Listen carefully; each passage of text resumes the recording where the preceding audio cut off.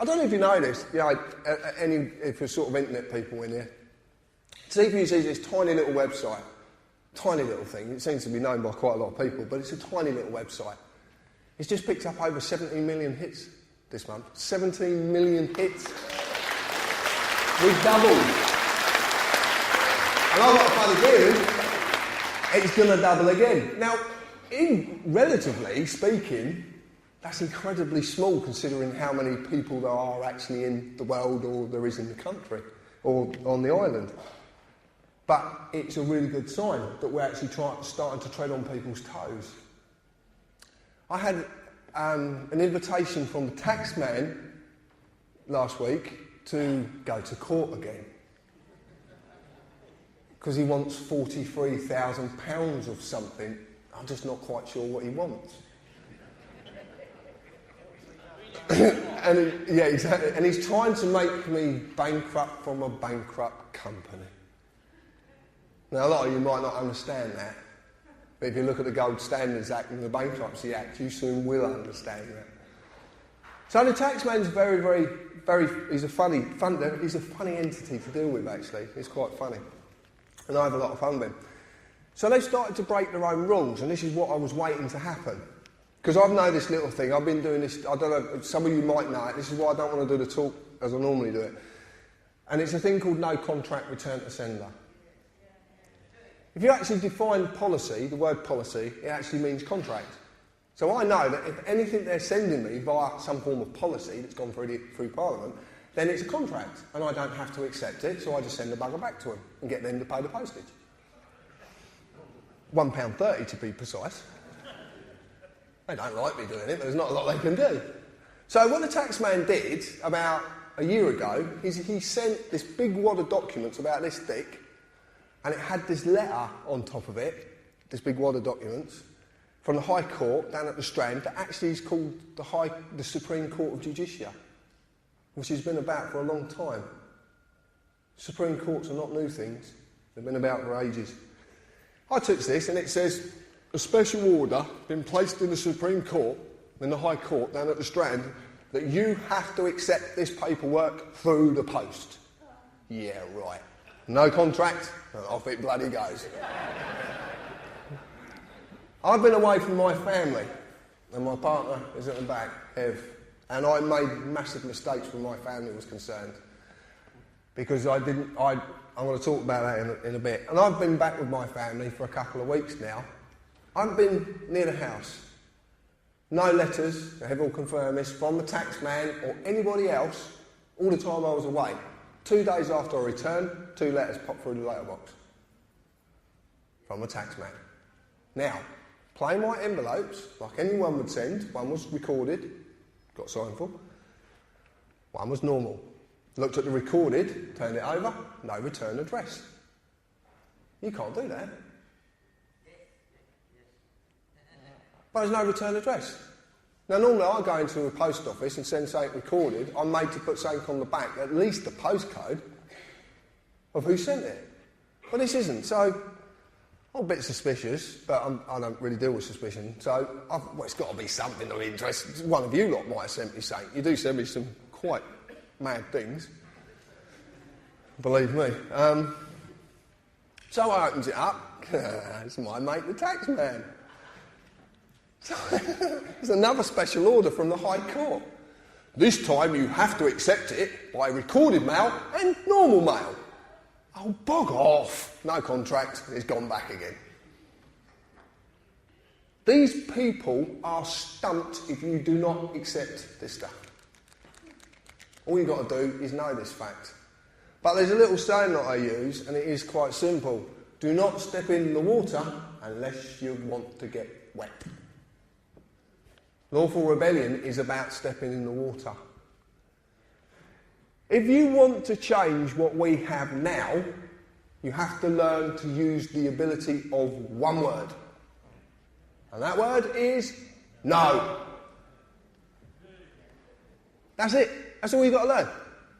Say it. No. Oh, yeah, that was really impressive. I'm the troll on the bridge. Yeah, come on, you've got to do better than that. No! Whew, shivers down my spine. But you've got to learn another ability. You've got to learn to say it politely, with respect, in dignity, all the time. You never, ever, ever get angry. Because they can't deal with you unless you get angry. If you get angry, they all deal with you because that's all they're taught. When you are polite and pleasant, there's nothing they can do. I've watched him melt in front of me. It's brilliant. I watched the machine break. I've watched it many times. It goes... Brrr. Someone's pulled the plug. And then back on again. And sometimes they come in and out of it. If you see this, they go... And they go back to being the machine again. There's some brilliant stuff on YouTube if you actually want to watch it. Some fantastic stuff. The police, they're fantastic. So there's a hive mentality. And the hive mentality is the core belief system that you've subscribed to because you 100% every single day accept what's going on without doing anything about it. Because you daren't say no to these people because they're wearing costumes. But they are. What's your costume? They're not called acts by mistake, because they're played out by actors who are acting wearing costumes.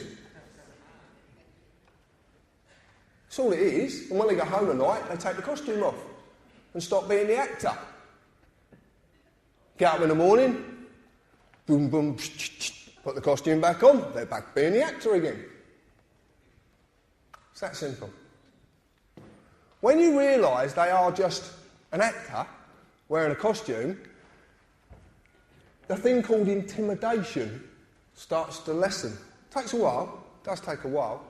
Then fluorescent jackets that the police wear can be quite alarming to some people. I know that. A judge wearing a funny wig on his head, or a barrister wearing a wig and they give it all this. That's part of the act. Do you reckon they go home at night and walk around, hello, darling, I had a good day? It's like me being a chippy wearing a nail belt when I get home, smashing everything with the hammer handle. But this is the point I'm making. You live in a world of fear which is of your own creation. It's because you allow it to exist, not because they allow it to exist. All they've done is realised that you'll subscribe to this and they just took the piss. That's all they've done. They've done pretty much what most people would do if people just roll over and say, oh, go on then, tickle me belly. Go on, I like it really. I love being taxed to the hill. Oh, it's fantastic. What a wonderful world we live in. But that's basically what you're saying. If you learn to use the word no, and you use it nicely, and when you do this for yourself, don't accept what I'm saying. I've done it.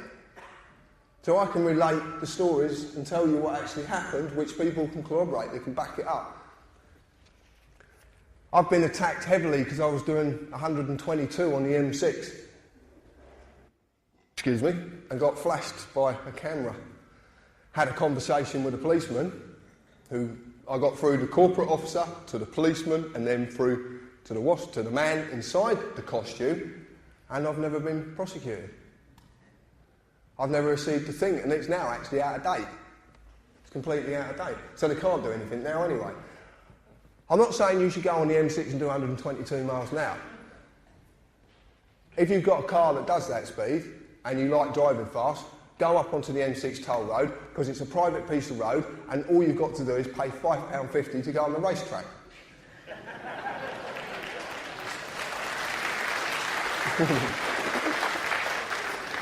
But if you don't like driving fast, don't bother. It's like me with my seatbelt thing. I want to bring back to that. I'm going to talk about this piece of paper in a minute. I want to bring back to this seatbelt thing. I don't wear a seatbelt because I choose not to. It's my choice. If you want to wear a seatbelt, that's your choice. This is about choice. Seatbelts are for what? The precautionary principle. A friend of mine was just in an accident wearing a seatbelt. The seatbelt broke her sternum.